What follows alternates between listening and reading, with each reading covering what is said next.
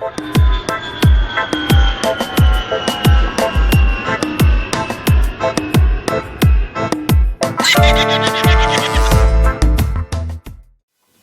kiddies, I'm finally showing the discipline, kink in the neck, to stop the daily video and make a different one for unrelated topics. So there's kind of the life in Thailand, eating in Thailand thing. Flipping cars is a separate part of this channel, which I still have the truck and the 2 bikes. I haven't sold them yet. And then dating, which a lot of people in America, or in Europe really, a lot of Farang, a lot of foreigners are interested in dating Thai women, and I don't blame you. They're absolutely friggin' gorgeous, and you know, in my opinion, Thai women are like God's gift to the world. They're beautiful, they're sweet, you know. Now, are they all like that?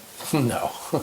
You know, there's plenty of vlogs out there that document horror stories of women using Westerners for money, you know, stuff like that. Bar girls hardened by being used and having their hearts broken by Farang, you know, now are just killers and just about the money and breaking guys' hearts. It happens. It's out there. It's real. But you know, there's a lot of women. I mentioned in the last video I did on dating, there's over 35 million women in Thailand. Some married, some lesbians, some don't want to date Thai men or Farang.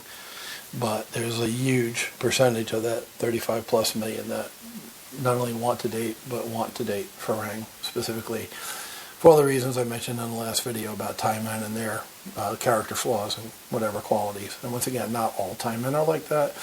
Not all Thai women are money-grubbing gold diggers. Not all Thai women are looking for Farang, but a large percentage are, right, of both of them. So I had 2 dates lined up over the weekend, which is unusual for me. I like to do one at a time so that if it grows into anything, you have the flexibility to go somewhere else. Like the woman who didn't want to kiss until she was married, you know, we went to lunch and then had a massage, and it was great, you know, but that was like a 4-hour date, right? Because it was 2 hours massage and then lunch, 4 or 5 hour date. So you know, you don't like to stack them. You like to keep it kind of one at a time, so you have the flexibility to do something else after lunch or dinner or whatever. So the first one was weird. So my word of advice is, if they seem too anxious, there's something going on. Like if it's too good to be true, even here in Thailand where the women are more approachable and friendly, if they're moving the thing faster than you, you know, as some horny dude is, it's like sit back a little bit and go, what's the game, right? So there's an app called Line here. I think I talked about it before when I met my ex-girlfriend on ThaiCupid, which is a dating site like Match.com.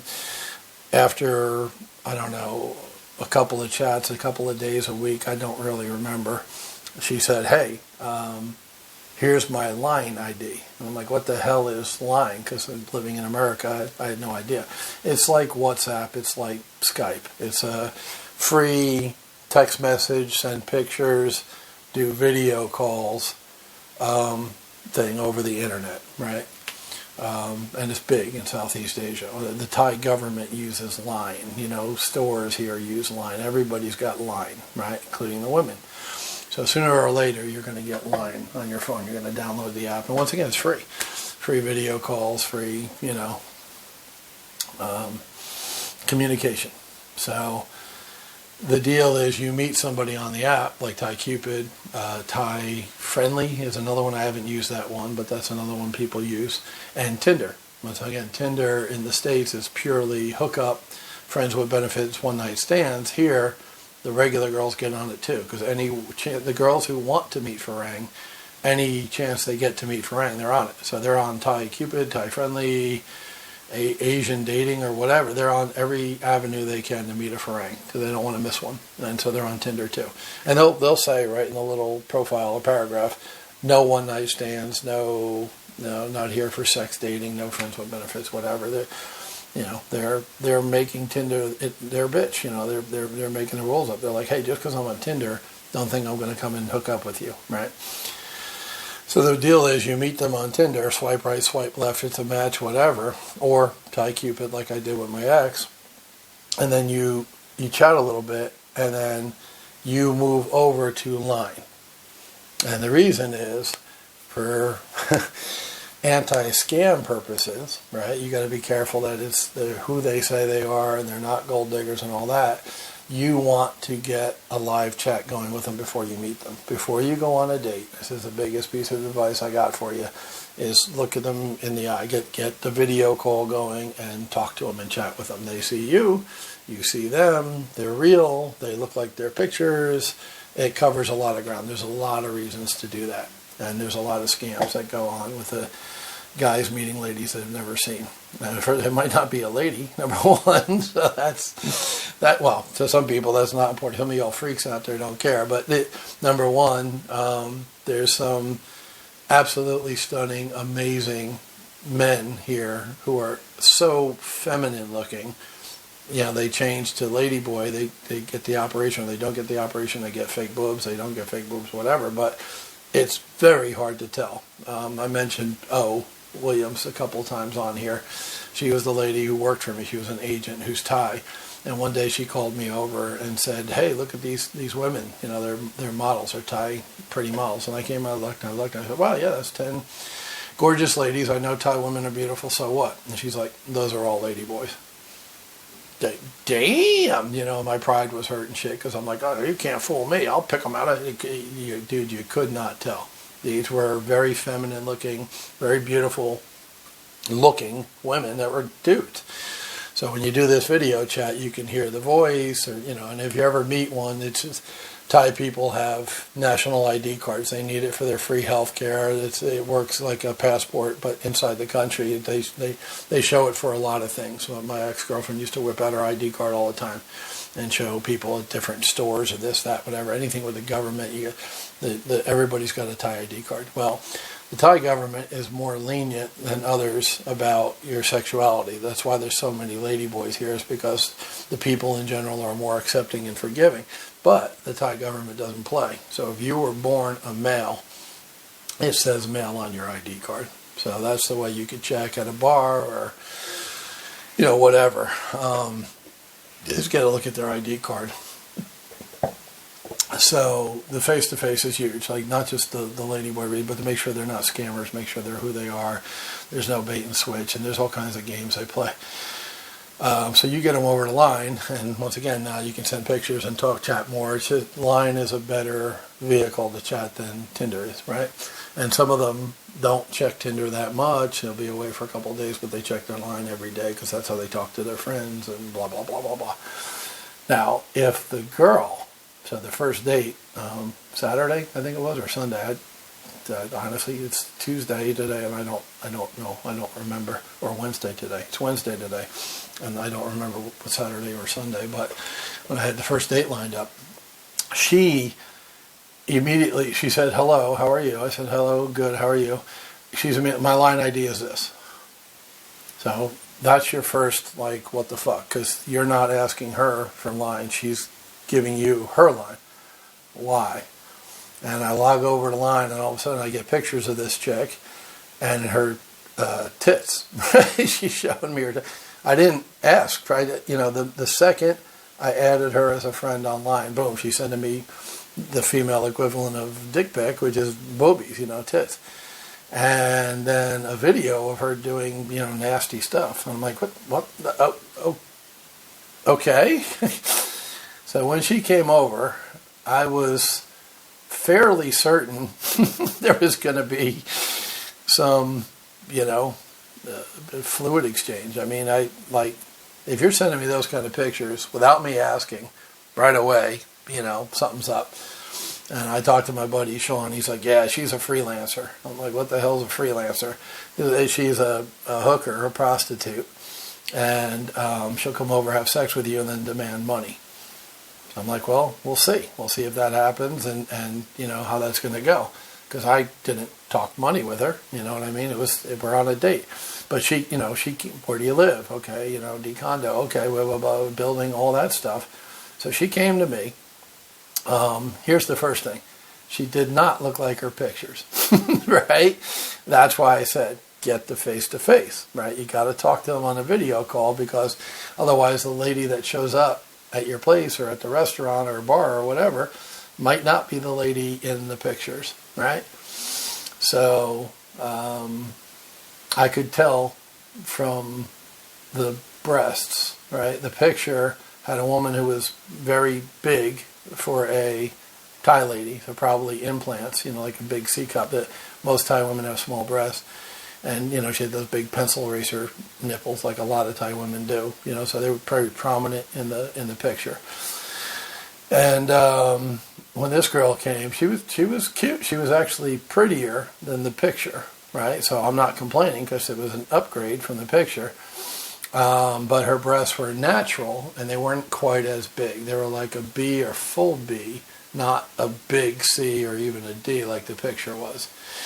And they were natural, so they were a little saggy, a little bit, not down to the waist, pointing to the floor, but not like the ones in the picture that were, straight out, right? And the lady in the picture had a tattoo on her breast. This girl didn't. She had a tramp stamp. She had a tattoo across the back, above her butt. So, she comes over. She's sitting on the couch. She asked for some water. I gave it to her. There's like this uncomfortable moment, just like, okay, you're a stranger. I don't know you. We haven't really talked. We just, exchanged a couple of messages, and you're here. Like, so I'm wondering, okay, is she going to shake me down for money now? And I'll just say, listen, I'm not into that. I'm not going to pay for sex, especially in Thailand. So, if she wants money, I'm going to ask her to leave. And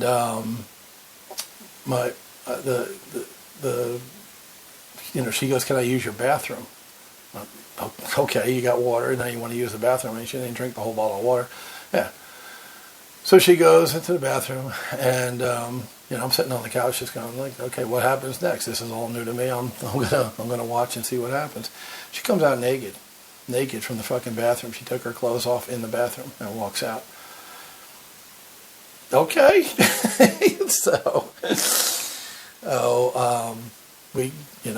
I do what I do. She did what she did. It was good. And then afterwards, she goes, I need a new phone. Will you buy me a phone?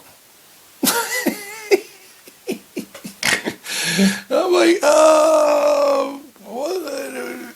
No? Like, I don't know how it works here, but in America, you don't give a brand new phone, a $400 to $1,000 phone. I assume she wanted like an iPhone. I didn't ask, but you don't give somebody a $400 phone or a $600 phone when they have sex with you. And after she left, and it wasn't a hassle. She just left. I think they're used to Farang, a lot of Farang being so nice. And I saw this too when I was in the Navy, that they're used to just asking and getting. Like the Farang foreigners here are people pleasers. And they don't want to disappoint the girl. And they're like, oh, well, she had sex with me. She loves me. We're going to have sex every day. Yeah, I'll buy her a phone. That's the natural instinct. I think why do people from, Algeria or Indonesia, wherever they're from, Nigeria, call people and ask for money and say, you won the lottery and give me your account information? They do it because it works. People fall for that crap. So obviously she's gone, hooked up with other Farang, and then said, I need to send my dad money. He's sick. Or I need a phone, or my car needs to be fixed, or whatever, and they get money from them.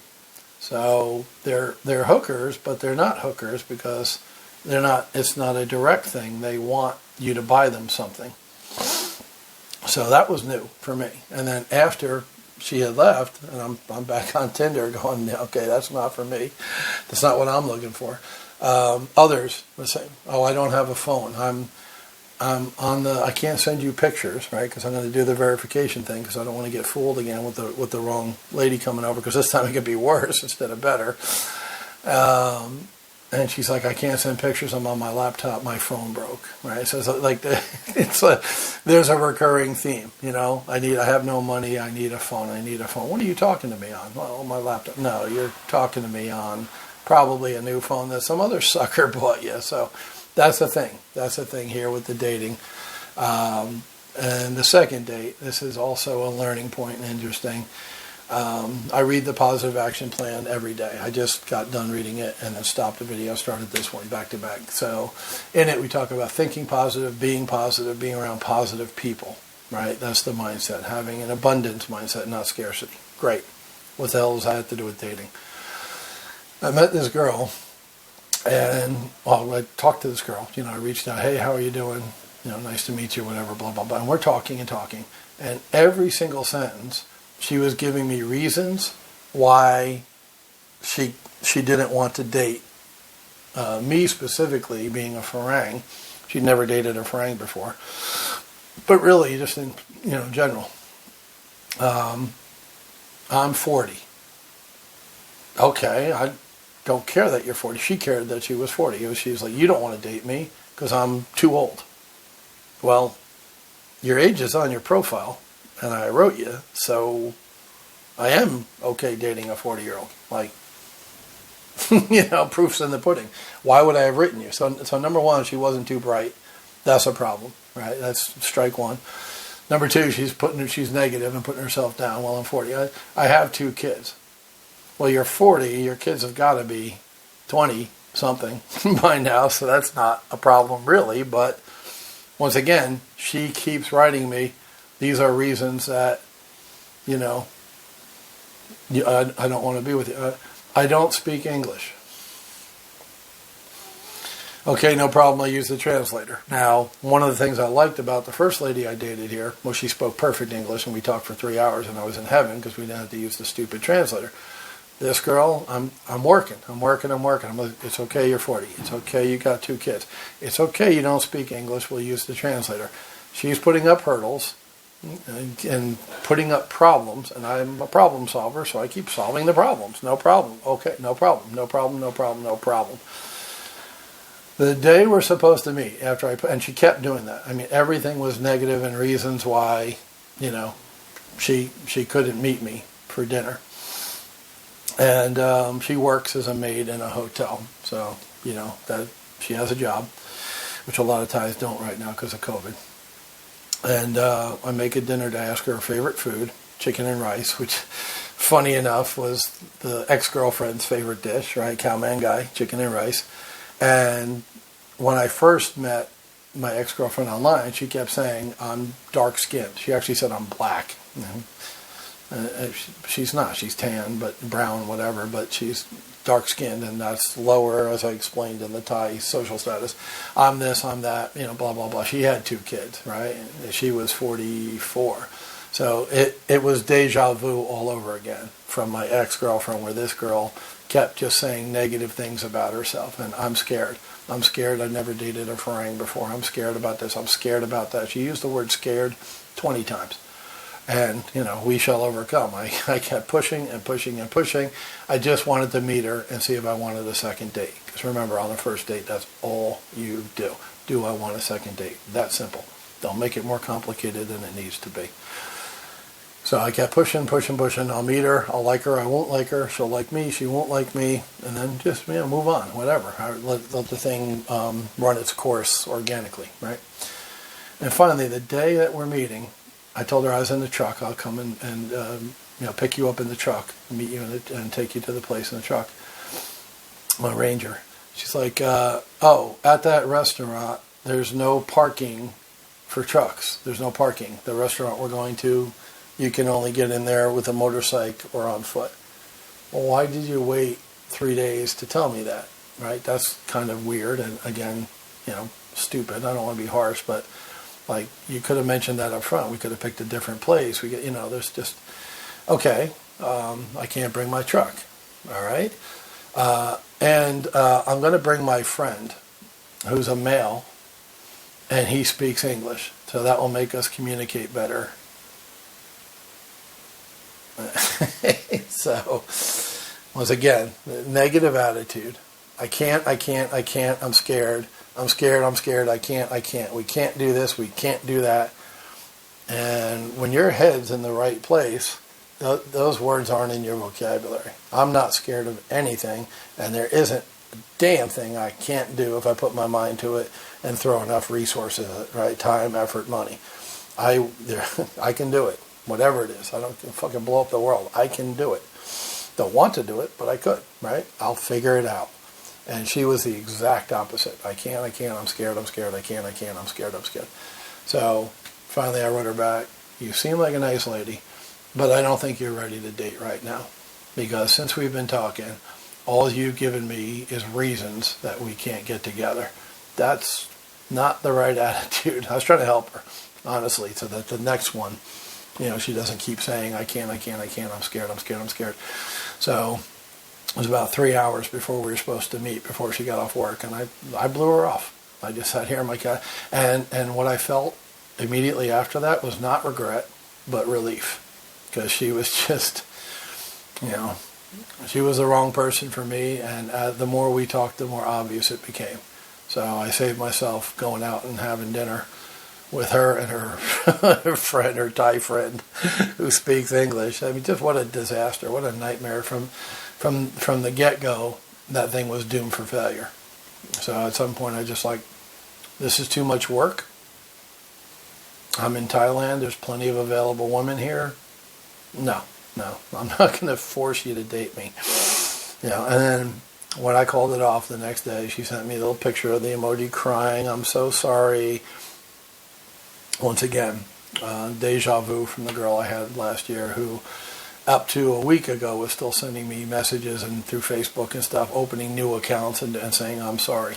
Okay, you're sorry. I get it, but I'm still not going to date you again. Or this girl date you to start. It's amazing how similar those two were. And yeah, this one, I didn't spend a year of my life. I ended it before it started, because it was painfully obvious that she was in the same mindset as the one from last year. So that didn't work. I'm happy it didn't work. The first one didn't work. It worked in a physical sense, but not in, obviously I'm never going to see the chick again. She's writing me, I miss your size, blah, blah, whatever, chick. I'm not buying you a phone. I'm not buying you a car. I'm not buying you shit. We're done. Thank you. Thank you for, whatever, the pleasure, but no, I'm not a sugar daddy, right? Never have been, never will be. So the good news, I have a date today, Mexican food, right? Love my frying food. It's a treat. And I really like this girl. So far, she's kind of the opposite of the Debbie Downer chick. She's upbeat, she's positive, has her own business, blah, blah, blah, blah, blah. So this is the best candidate I've come across since the first girl who didn't want to kiss until she was married. Hopefully this chick's not like that too, and she doesn't have a bunch of issues with digestion and stuff. We're meeting for lunch, but I'm hoping that she'll be normal and go to dinner and stuff like that, because she likes farang food. That's another plus. She's positive, she's upbeat, owns her own business, and likes farang food. So I'm excited by the prospect of meeting her.